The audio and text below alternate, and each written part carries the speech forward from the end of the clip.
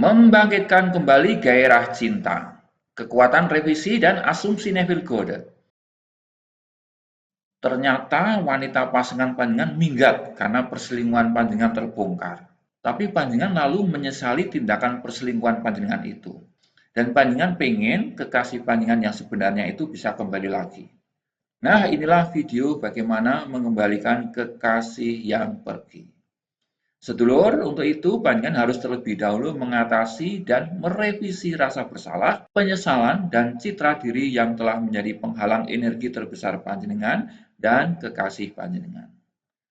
Hukum asumsi Neville Goddard menyatakan, asumsi yang dipertahankan akan menguat menjadi fakta. Nah, jika asumsi panjenengan saat ini adalah misalnya, saya adalah mantan yang bersalah dan ditinggalkan. Ya, itulah kenyataan yang panjenengan ciptakan. Nah, berikut ini Pak Lang akan ajarkan langkah-langkah untuk menerapkan ajaran Neville Goddard untuk mengembalikan kekasih yang pergi itu. Sebagai langkah awal, yang merupakan langkah fundamental ya, adalah memperbaiki self-concept panjenengan. Ada satu teknik yang disebut teknik revisi atau revision. Teknik revisi adalah alat paling kuat dari Neville Goddard untuk mengatasi masa lalu. Panjenengan tidak bisa membawa energi perselingkuhan dan penyesalan ke masa depan. Jadi, setiap malam sebelum panjenengan tidur, saat panjenengan dalam kondisi yang disebut SATS, S-A-T-S, itu singkatan dari State Akin to Sleep. Ini kondisi ketika panjenengan kriip-kriip arep bablas turu ya, pas ngantuk banget gitu. Nah, pada saat kondisi seperti ini, kondisi SATS ini, putar ulang dalam imajinasi panjenengan, putar ulang adegan perpisahan dan perselingkuhan tersebut. Lalu gantilah adegan-adegan negatif itu dengan adegan yang ideal, adegan yang panjenengan kehendaki, yaitu bayangkan diri panjenengan menjadi pria yang setia, pria penuh kasih, pria yang menghargai pasangan panjenengan sepenuhnya. Bayangkan adegan di mana panjenengan berdua bahagia, saling menghormati, saling bergandeng tangan, saling berpelukan, tidak ada pengkhianatan, adanya rasa syukur. Saat panjenengan melakukan penggambaran ini, rasakan kelegaan dan kepuasan benar-benar seolah tidak pernah melakukan kesalahan itu.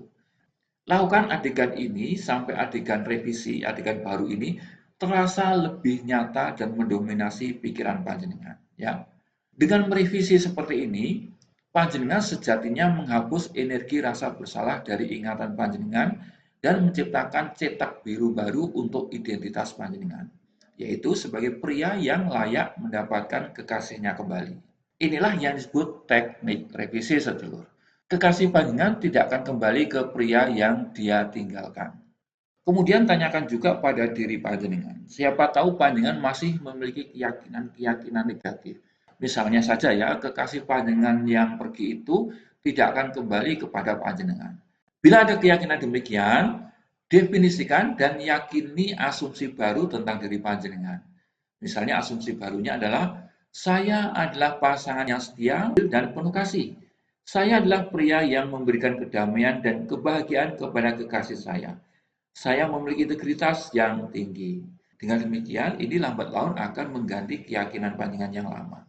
Ulangilah afirmasi ini sepanjang hari, hari demi hari, terutama ketika keraguan muncul. Jalani hidup panjenengan seolah-olah panjenengan sudah menjadi pria dengan integritas yang tinggi ini. Nah, proses-proses tadi, prosedur, itu adalah proses untuk membangun fondasi diri baru. Setelah fondasi diri panjenengan kuat, kini panjenengan harus fokus pada asumsi bahwa kekasih panjenengan itu sudah kembali ke pelukan panjenengan dan hubungan telah pulih, ya menjadi baru kembali. Di sini Pak Alan kenalkan teknik dari Neville Goddard, yaitu adegan akhir yang sudah nyata atau the end scene is real.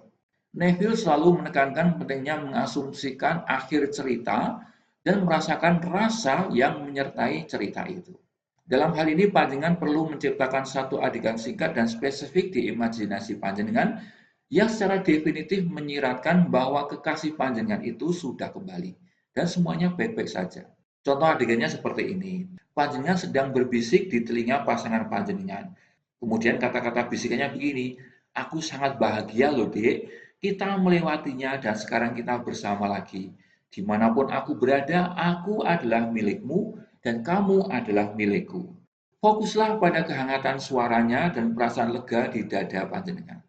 Ulangi adegan tunggal ini setiap malam ya sedulur, ya. Ulangi di kondisi sat tadi sampai panjenengan tertidur dalam perasaan kebahagiaan dan kepastian bahwa hubungan panjenengan dengan kekasih panjenengan itu sudah pulih. Kemudian pada siang harinya panjenengan harus hidup dari keadaan yang diinginkan atau live from the wish fulfilled. Panjenengan harus benar-benar merasa, bertindak, berbicara, berpikir di dunia nyata seolah-olah kekasih panjenengan memang sudah kembali. Jika kekasih panjenengan sudah kembali, panjenengan tidak akan terus-menerus meratap, ya kan? Tidak akan terus-menerus mengirim pesan berlebihan atau memata-matai media sosialnya, nonton statusnya, tidak. Tapi panjenengan akan santai banget, tenang, damai, dan penuh kepastian. Hiduplah dengan perasaan seperti itu. Juga lakukan aktivitas sehari-hari panjenengan dengan ketenangan seorang pria yang tahu bahwa kekasihnya yang mencintainya akan segera bersamanya. Panjenengan nyambut gawe dengan tenang, nggak ada ketakutan apapun. Karena apa? Tahu kekasihnya akan datang, ya kan?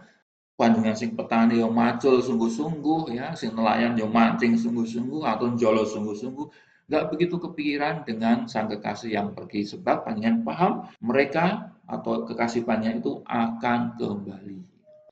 Terus satu lagi sedulur, di sini masih ada satu pelaku lagi yaitu selingkuhan panjenengan itu. Nah, selingkuhan ini harus di-delete ya. Tindakan panjenengan membuang selingkuhan dari pikiran panjenengan adalah langkah yang sangat baik.